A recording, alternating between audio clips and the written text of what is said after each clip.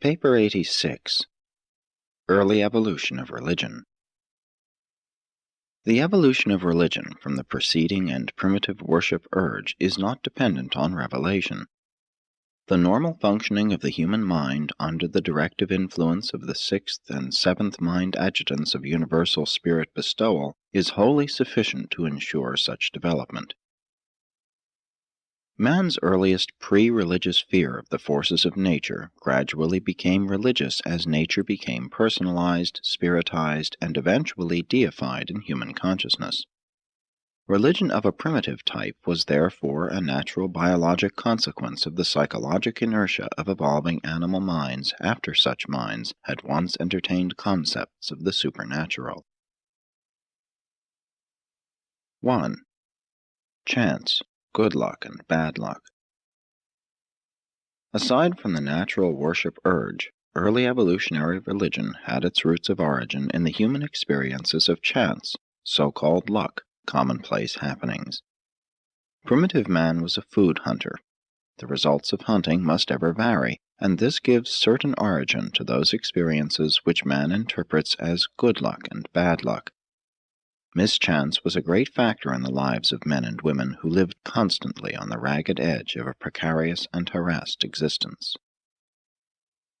The limited intellectual horizon of the savage so concentrates the attention upon chance that luck becomes a constant factor in his life.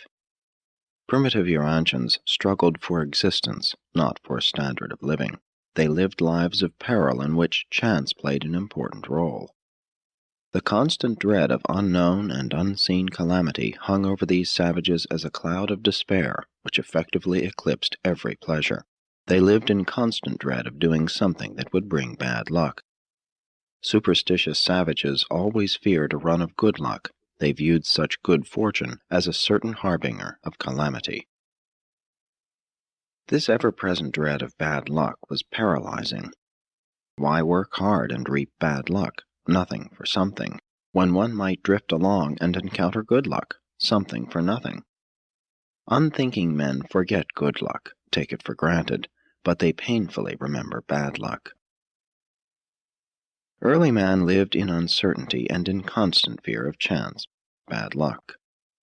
Life was an exciting game of chance, existence was a gamble. It is no wonder that partially civilized people still believe in chance and evince lingering predispositions to gambling.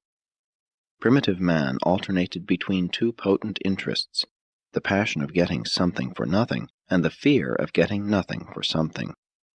And this gamble of existence was the main interest and the supreme fascination of the early savage mind.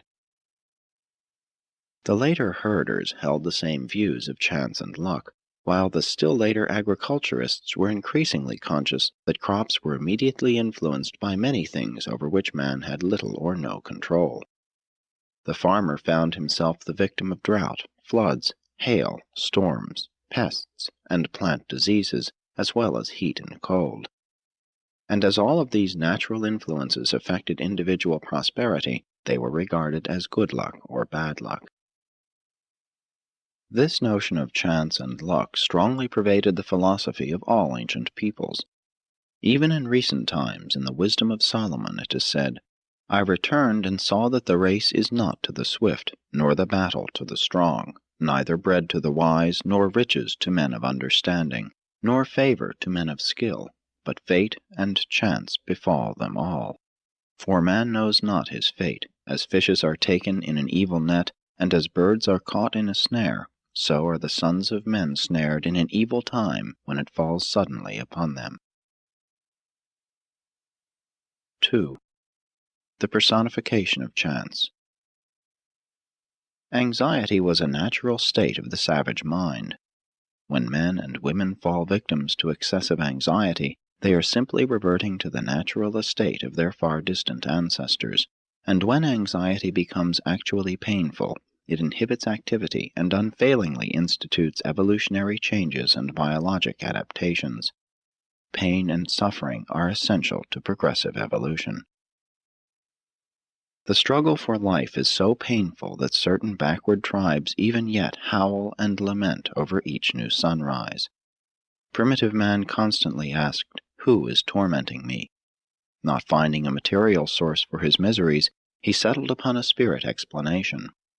And so was religion born of the fear of the mysterious, the awe of the unseen, and the dread of the unknown. Nature fear thus became a factor in the struggle for existence, first because of chance, and then because of mystery. The primitive mind was logical, but contained few ideas for intelligent association. The savage mind was uneducated, wholly unsophisticated. If one event followed another, the savage considered them to be cause and effect. What civilized man regards as superstition was just plain ignorance in the savage. Mankind has been slow to learn that there is not necessarily any relationship between purposes and results.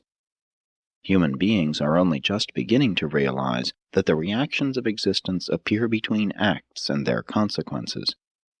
The savage strives to personalize everything intangible and abstract, and thus both nature and chance become personalized as ghosts, spirits, and later on as gods. Man naturally tends to believe that which he deems best for him, that which is in his immediate or remote interest. Self-interest largely obscures logic.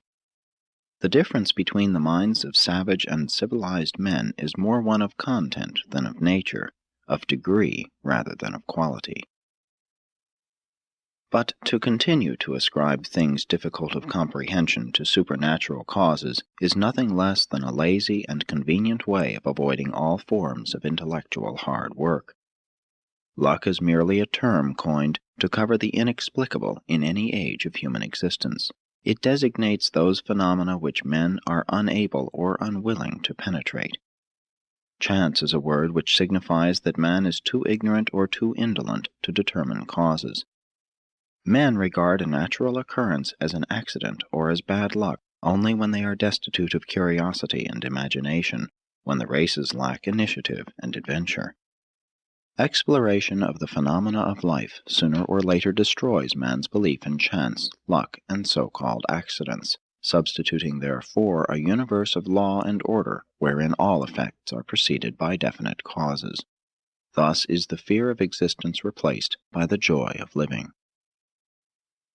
The savage looked upon all nature as alive, as possessed by something. Civilized man still kicks and curses those inanimate objects which get in his way and bump him. Primitive man never regarded anything as accidental, always was everything intentional. To primitive man the domain of fate, the function of luck, the spirit world, was just as unorganized and haphazard as was primitive society. Luck was looked upon as the whimsical and temperamental reaction of the spirit world, later on as the humor of the gods. But all religions did not develop from animism. Other concepts of the supernatural were contemporaneous with animism, and these beliefs also led to worship. Naturalism is not a religion, it is the offspring of religion. 3.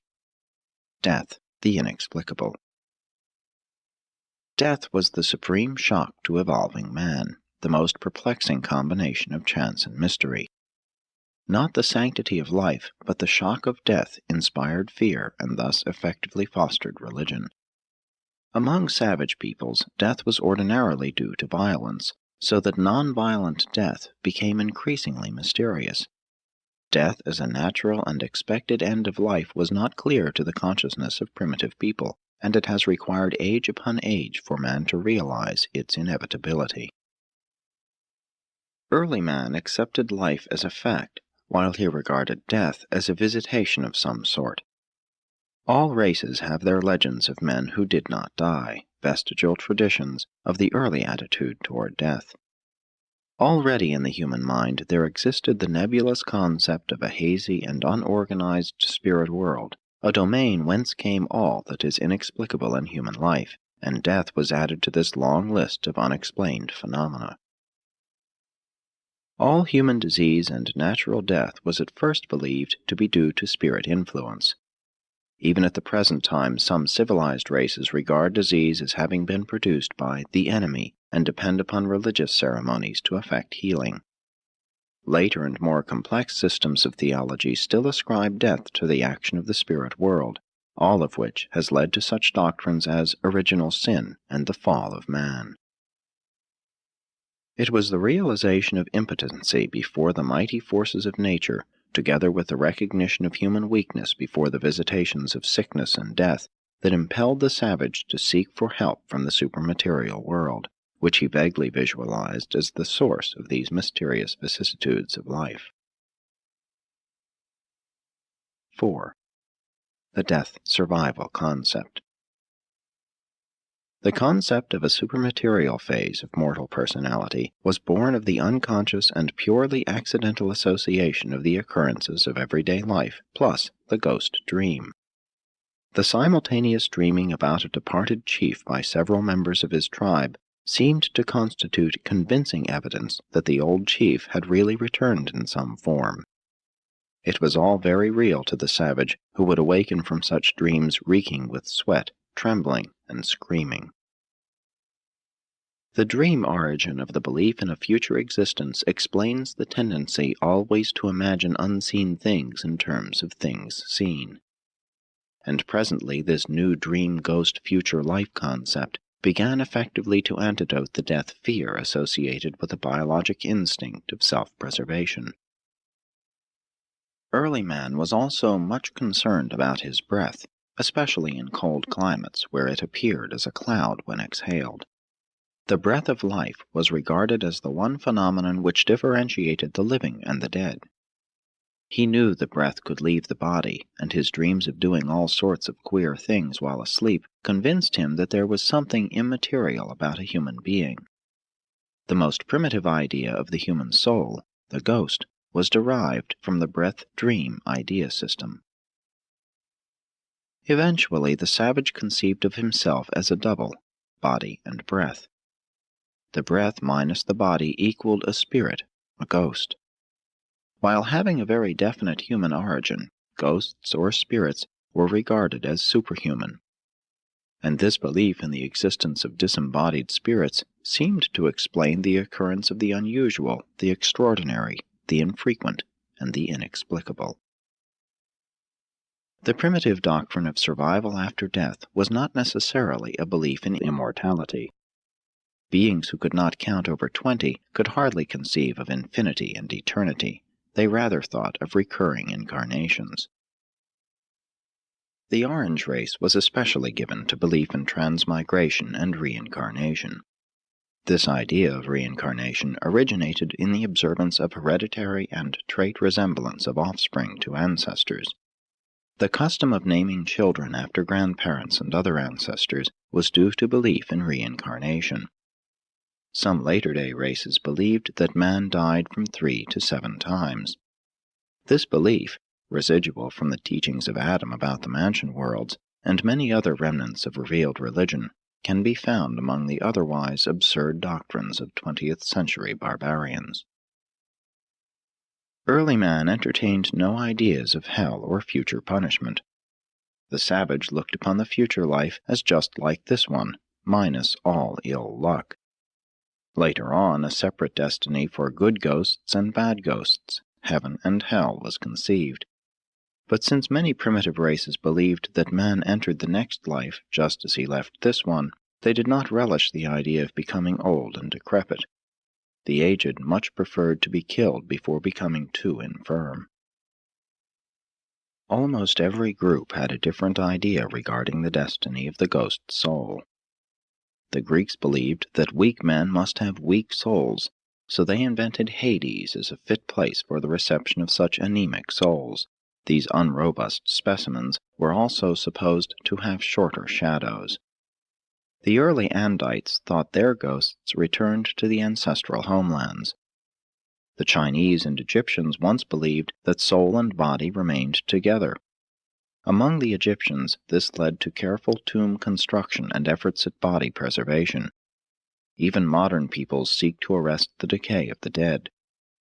The Hebrews conceived that a phantom replica of the individual went down to Sheol. It could not return to the land of the living.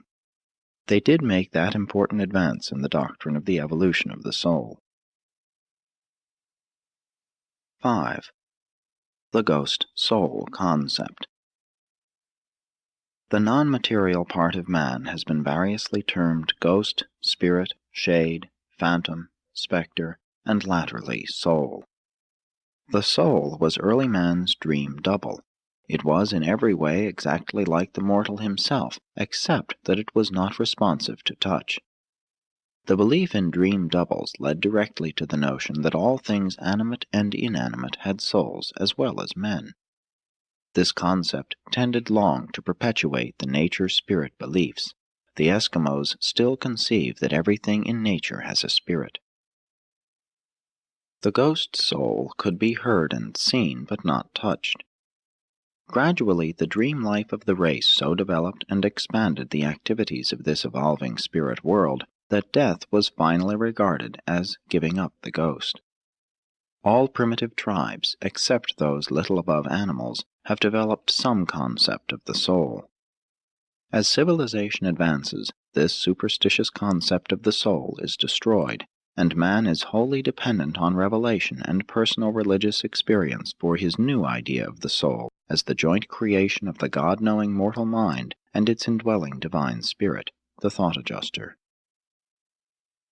Early mortals usually failed to differentiate the concepts of an indwelling spirit and a soul of evolutionary nature. The savage was much confused as to whether the ghost soul was native to the body or was an external agency in possession of the body. The absence of reasoned thought in the presence of perplexity explains the gross inconsistencies of the savage view of souls, ghosts, and spirits. The soul was thought of as being related to the body as the perfume to the flower. The ancients believed that the soul could leave the body in various ways, as in 1. Ordinary and transient fainting. 2. Sleeping, natural dreaming. 3. Coma and unconsciousness associated with disease and accidents. 4. Death, permanent departure. The savage looked upon sneezing as an abortive attempt of the soul to escape from the body. Being awake and on guard, the body was able to thwart the soul's attempted escape. Later on, sneezing was always accompanied by some religious expression such as, "God bless you." Early in evolution, sleep was regarded as proving that the ghost soul could be absent from the body, and it was believed that it could be called back by speaking or shouting the sleeper's name. In other forms of unconsciousness, the soul was thought to be farther away, perhaps trying to escape for good, impending death. Dreams were looked upon as the experiences of the soul during sleep, while temporarily absent from the body.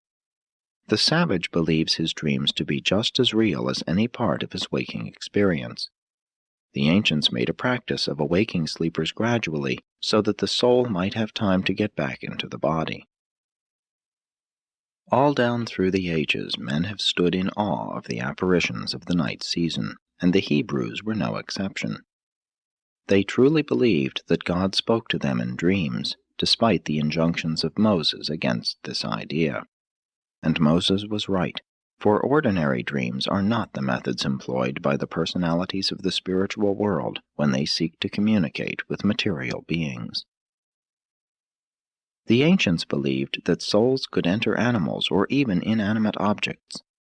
This culminated in the werewolf ideas of animal identification. A person could be a law-abiding citizen by day, but when he fell asleep, his soul could enter a wolf or some other animal to prowl about on nocturnal depredations. Primitive men thought that the soul was associated with the breath, and that its qualities could be imparted or transferred by the breath. The brave chief would breathe upon the newborn child, thereby imparting courage. Among early Christians, the ceremony of bestowing the Holy Spirit was accompanied by breathing on the candidates. Said the psalmist, "By the word of the Lord were the heavens made, and all the host of them by the breath of his mouth." It was long the custom of the eldest son to try to catch the last breath of his dying father. The shadow came later on to be feared and revered equally with the breath. The reflection of oneself in the water was also sometimes looked upon as proof of the double self, and mirrors were regarded with superstitious awe. Even now, many civilized persons turn the mirror to the wall in the event of death. Some backward tribes still believe that the making of pictures, drawings, models, or images removes all or a part of the soul from the body. Hence, such are forbidden. The soul was generally thought of as being identified with the breath, but it was also located by various peoples in the head, hair, heart, liver, blood, and fat. The crying out of Abel's blood from the ground is expressive of the one-time belief in the presence of the ghost in the blood.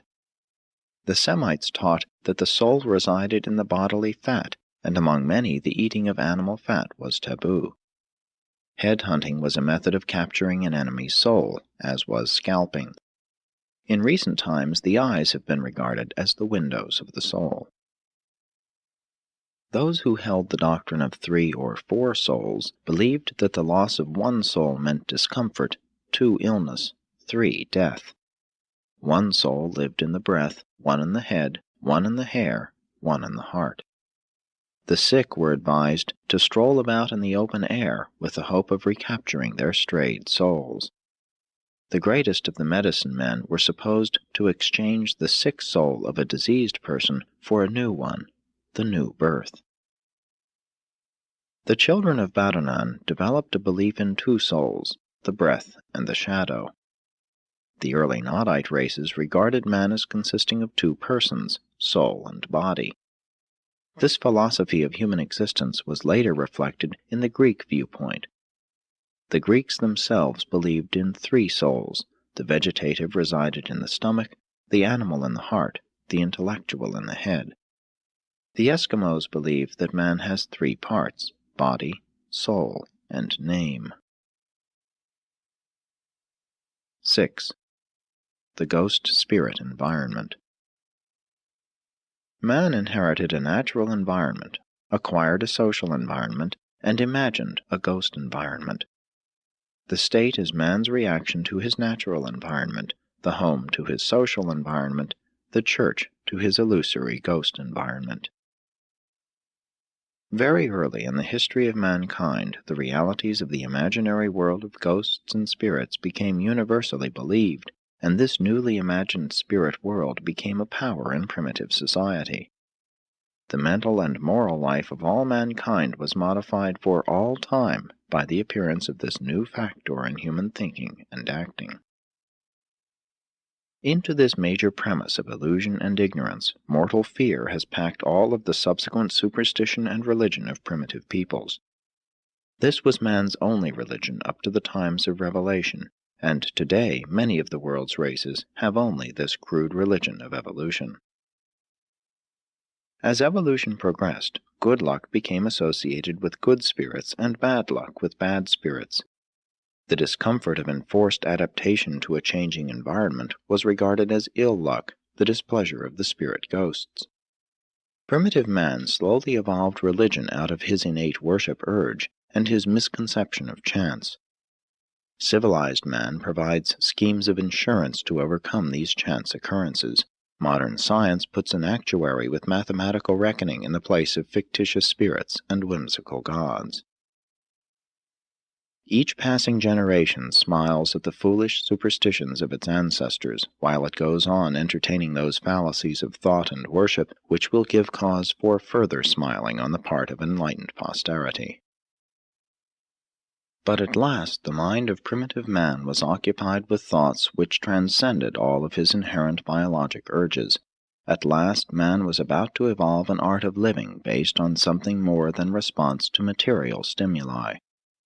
The beginnings of a primitive philosophic life policy were emerging. A supernatural standard of living was about to appear, for if the spirit ghost in anger visits ill luck and in pleasure good fortune, then must human conduct be regulated accordingly. The concept of right and wrong had at last evolved, and all of this long before the times of any revelation on earth.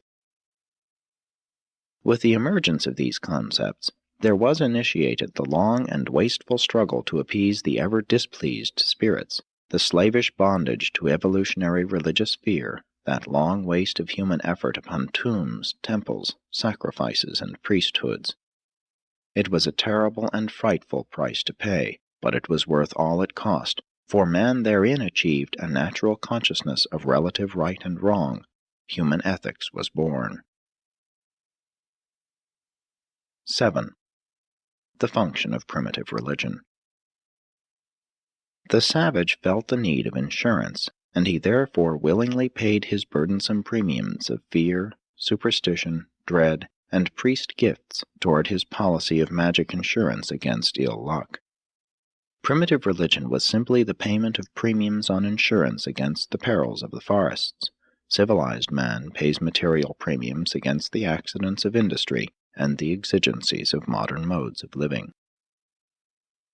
Modern society is removing the business of insurance from the realm of priests and religion, placing it in the domain of economics. Religion is concerning itself increasingly with the insurance of life beyond the grave. Modern men, at least those who think, no longer pay wasteful premiums to control luck. Religion is slowly ascending to higher philosophic levels in contrast with its former function as a scheme of insurance against bad luck. But these ancient ideas of religion prevented men from becoming fatalistic and hopelessly pessimistic. They believed they could at least do something to influence fate. The religion of ghost fear impressed upon men that they must regulate their conduct, that there was a supermaterial world which was in control of human destiny. Modern civilized races are just emerging from ghost fear as an explanation of luck and the commonplace inequalities of existence. Mankind is achieving emancipation from the bondage of the ghost spirit explanation of ill luck. But while men are giving up the erroneous doctrine of a spirit cause of the vicissitudes of life, they exhibit a surprising willingness to accept an almost equally fallacious teaching, which bids them attribute all human inequalities to political misadaptation, social injustice, and industrial competition. But new legislation, increasing philanthropy, and more industrial reorganization, however good in and of themselves, will not remedy the facts of birth and the accidents of living. Only comprehension of facts and wise manipulation within the laws of nature will enable man to get what he wants and to avoid what he does not want. Scientific knowledge leading to scientific action is the only antidote for so-called accidental ills.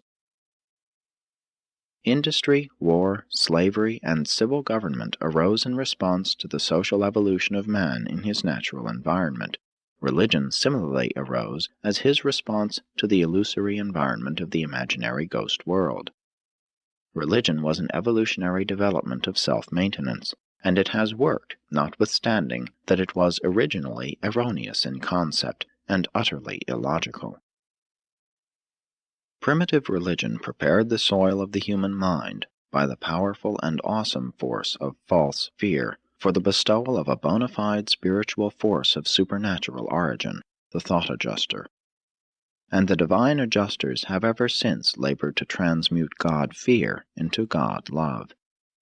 Evolution may be slow, but it is unerringly effective.